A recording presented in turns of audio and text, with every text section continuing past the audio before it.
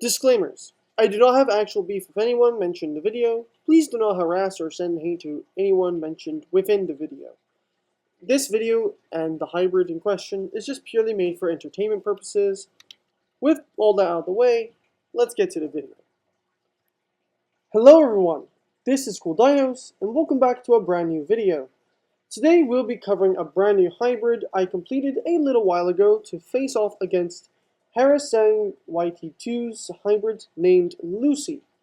This Hadrosaur was designed to take on GojiCenter's Indom 2.0, and this hybrid in particular actually got pretty close, making it to the 10th spot in the honorable mentions of GojiCenter's first great hybrid war.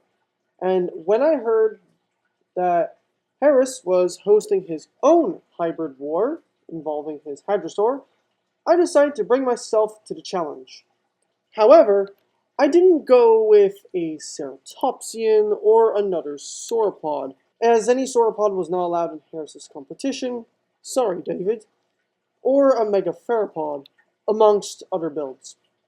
Instead, I have gone on to create a Stegosaur hybrid, one that can be a functional, albeit fictional animal, and hopefully can contend with Lucy as well as hold its own against some other hybrid creations in the future. I also went ahead to make this Stegosaur hybrid, primarily due to the lack of Stegosaur hybrids, aside from one or two Stegosaur hybrids I've seen within the entire hybrid war. So I wanted to give this group of Phyreophorans some justice. I've learned the mistakes of my previous hybrid and applied my improved knowledge of hybrid creation to create this herbivorous beast. For this latest creation of mine, this Stegosaur has a total of 6 contributors in its genome, all playing a vital role in this hybrid's biology and bodily functions. Before we continue, make sure to like and subscribe and hit the notification bell to not miss out on more content. It's free and you can always change your mind. With all that out of the way, please sit back and relax and enjoy the video, and let's get cooking.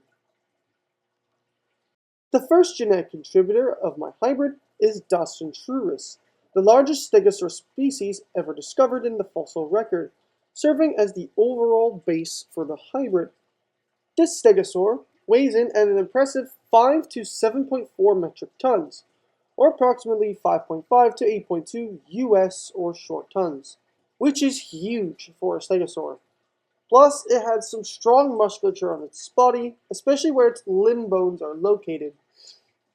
This is already a powerful, beefy animal, but we need to enhance it, considering Lucy is a massive and formidable hybrid as well. To do this, we will have to bulk up the animal a little more in order for it to stand a bit of a chance and have a bit more power to its tail swings, which will lead to our second contributor, the Shantungosaurus.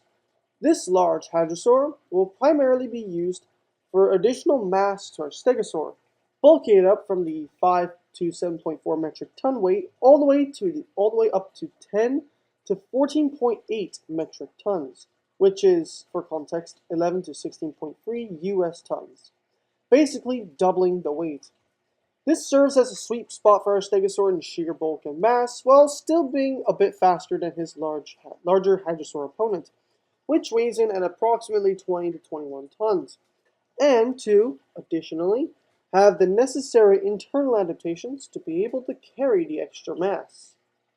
The third contributor, and the halfway point of our hybrid, will be another Stegosaur, the Kentrosaurus. This small and quite well-known and popular Stegosaur was added to the genome due to its shoulder spikes, which a number of Stegosaur species do have, but I decided to choose this just because I felt like it.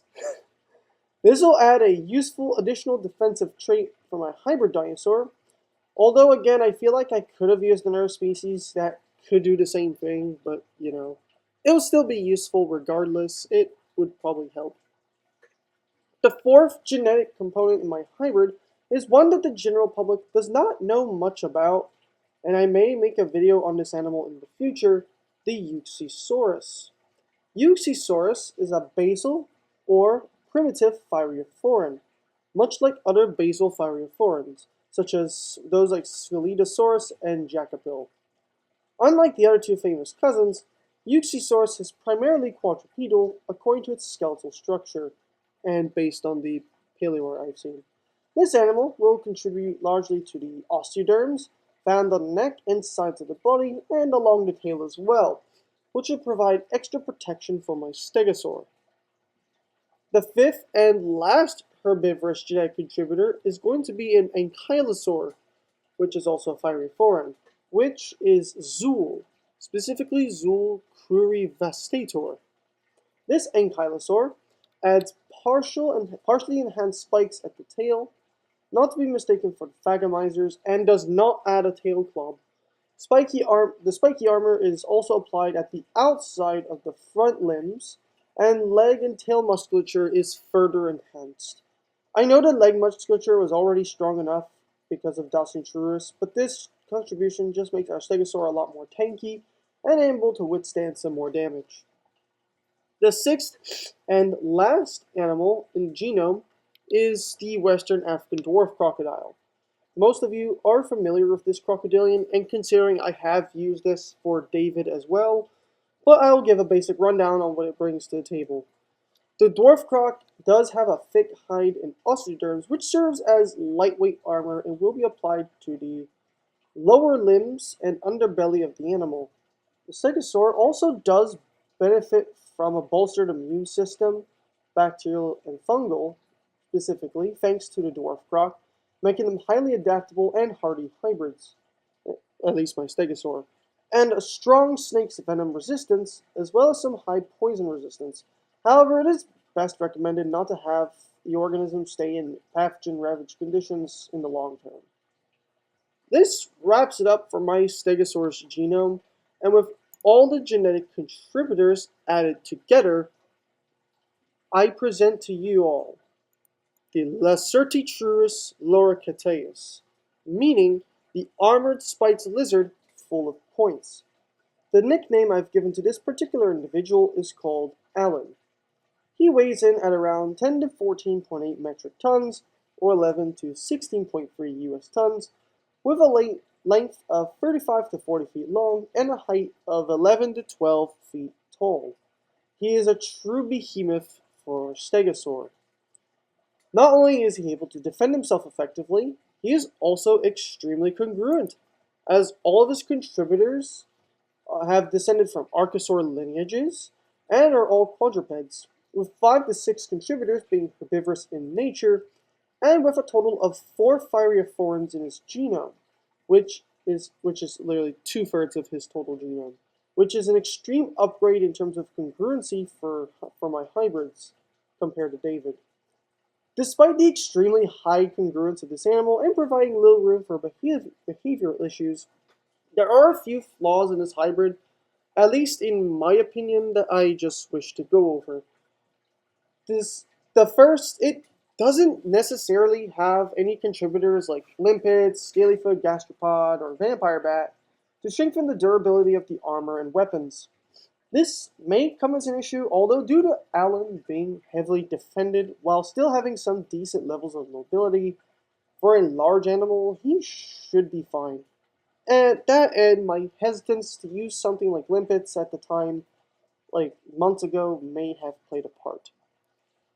The second is the most glaring issue for me, in my opinion, in this competition, had to be the use of Shantungosaurus itself. As within Harris's competition, it was extremely overused for a size boost.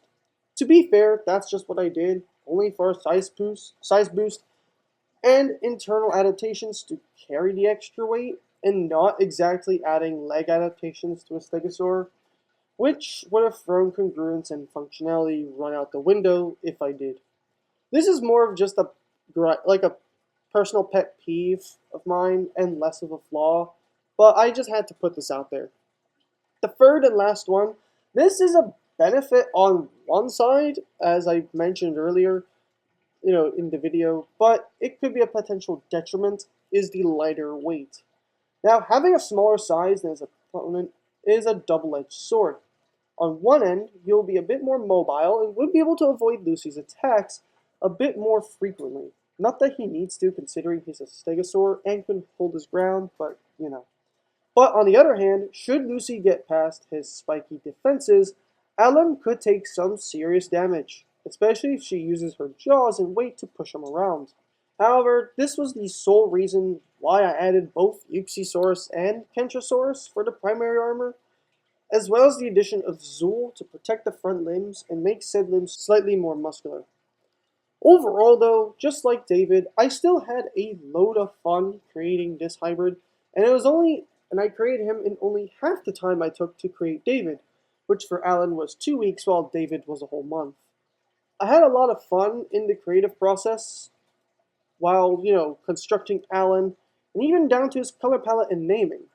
Speaking of his color palette and naming, for my viewers who do watch,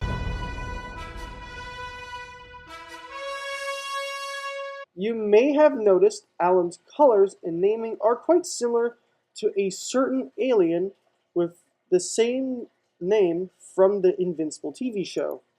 In fact, it was kind of inspired, since Stegosaurs were highly underutilized as a base in the hybrid wars, and I wanted to make a larger and stronger Stegosaur to give the Stegosauridae a solid chance of representation within the Great Hybrid Wars.